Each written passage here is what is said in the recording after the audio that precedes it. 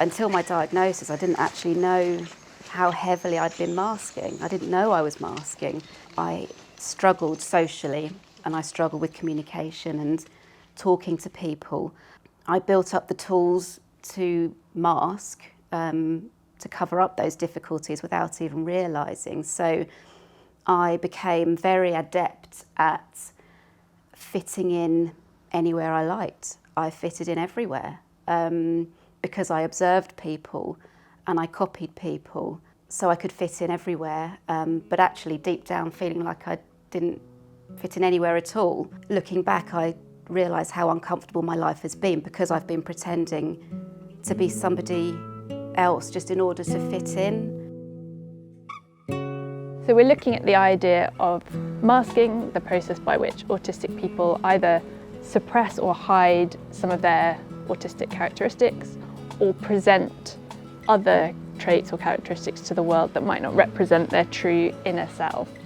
And we've got 3 large walls that effectively mask off this central part of the garden. It forms this enclosed room. So you'll have hopefully a very different feel on the outside of the garden here to the inner space.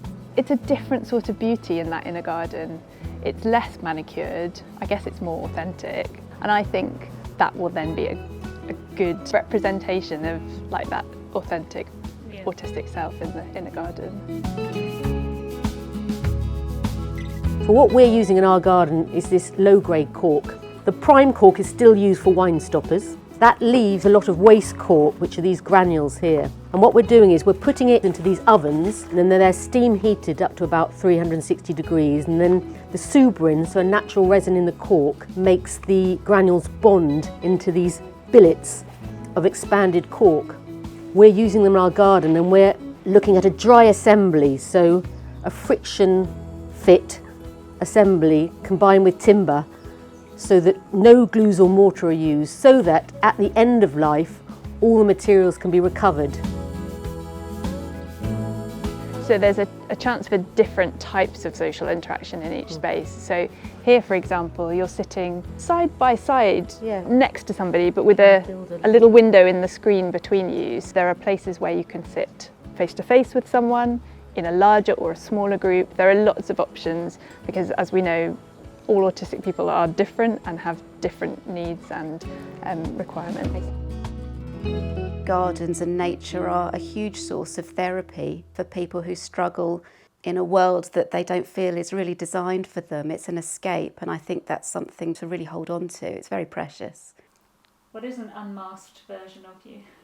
An unmasked version of me? Well, it doesn't look like this. It doesn't look like... I am comfortable, but when I feel safe, when I'm at home here, I will listen to music on repeat, I will dance, I will go into hyperfocus, and I put my headphones on and I just lose myself in my own world, and it can go on for hours, and I'm happy, really, really happy, because I'm just taken away from everything else, and it's my bubble. I will just go into complete hyperfocus, but it will be joyous. There is a grief and a sadness that comes with a late diagnosis. What might have been if I'd been diagnosed earlier, you come to terms with that. I came to terms with that. But on the flip side, the diagnosis has been incredibly liberating. It's given me the answers that I've always been looking for. And now I know that there's a very specific reason why I am like I am. And yeah, I feel more like me than I ever have. You know, I know myself better than I ever have, and there's something pretty amazing about that. Having been through several decades of really not having a true sense of identity, I have that now, and there's a real joy that comes with that. Being able to be myself and accept myself is something I never thought I would have.